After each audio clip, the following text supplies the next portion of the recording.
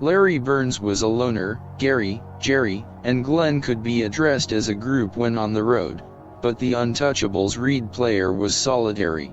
Wichita Falls, Texas, playing host to the 4 Nocturnal Covenant musicians, at J.M. Carson's Golden Corral Club on the Seymour Highway west of town.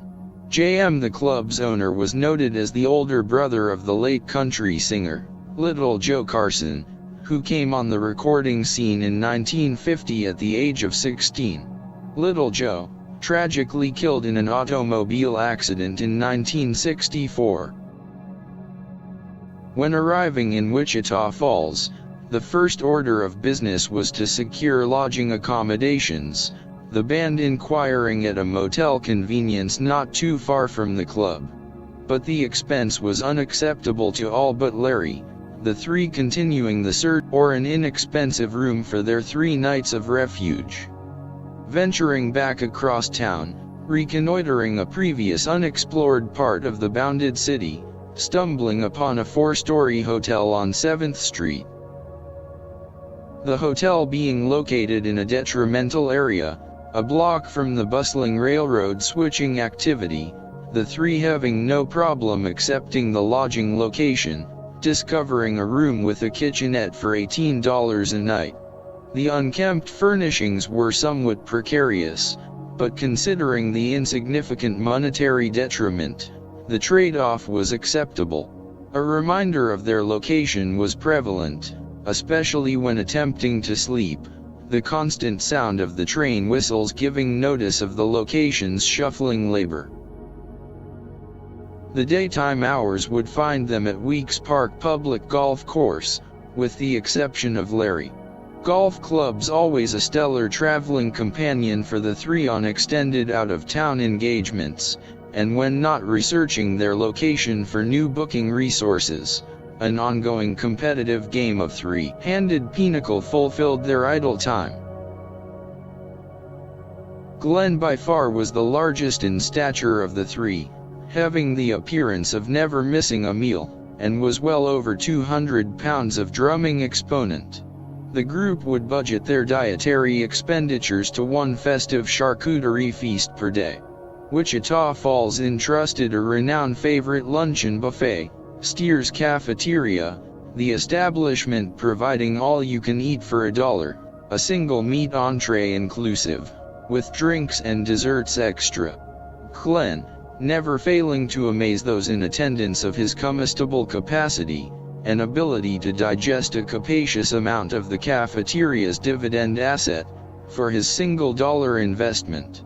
Gary concluding, he and Jerry, the 140-pounders, were less partakers of the cafeteria's culinary volume, offsetting Glenn's intake, thus establishing Steers a margin of profit.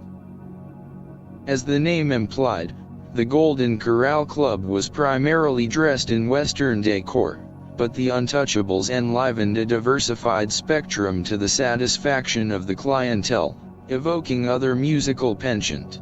The Saturday night after 12 intermission, the musicians departing the bandstand lingering with customers, the crowd beginning to dwindle and with the final bandstand appearance about to commence. Gary and Jerry noticing a sudden influx of patrons arriving. A copious number beginning accumulating, Gary curious about the sudden arrival of so many people, discovering that the traveling country music review featuring Nashville recording artists performing at the Municipal Auditorium having concluded their show, and the influx was those desiring a nightcap.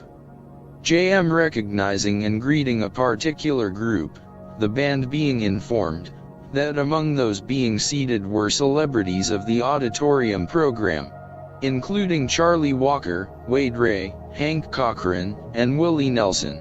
Gary discovering that Marty Robbins, Stonewall Jackson, and Jeannie Seeley were also featured in the country music review, but retired for the night after their performance. A return to the bandstand, the band ready to conclude the night's performance, when JM approached and asked to tender an announcement. Gary was astounded to notice the club had suddenly accrued a cardinal amount of customers, JM with mic in hand garnishing an introduction of the celebrities. Gary wasn't as apt as Jerry in name recognition of the country musicians, save the celebrated ones whose songs frequented the top 40 charts. The au courant of Charlie Walker and Wade Ray were unknown to him, but he recognized the Willie Nelson credit, because of his current country hits, one in a row and the party's over. With the introductions, those in audience could be heard wanting the visitors to sit in. The country artists, having been acquainted with JM's late brother, obliging Little Joe's memory for the applauding fans, ascending to the bandstand, Gary noticing, but not surprised that their instruments materialized. The four inclusive members of the Untouchable somewhat taken back at the opportunity to perform with true stars of country music, especially Willie. The country icon's brief performance concluding, the band finishing a memorable night. Gary mentioning to Jerry the unique adroitness of Willie's playing ability. Jerry's remark was one of resolve. He has the worst timing of any singer or guitar player I have ever experienced. Gary agreeing that it was unusual, but also unprecedented, something that sets him aside from all the other up-and-coming country artists. Turn out the lights, the party's over. They say that all good things must end. Call it a night, the party's over, and tomorrow starts the same old thing.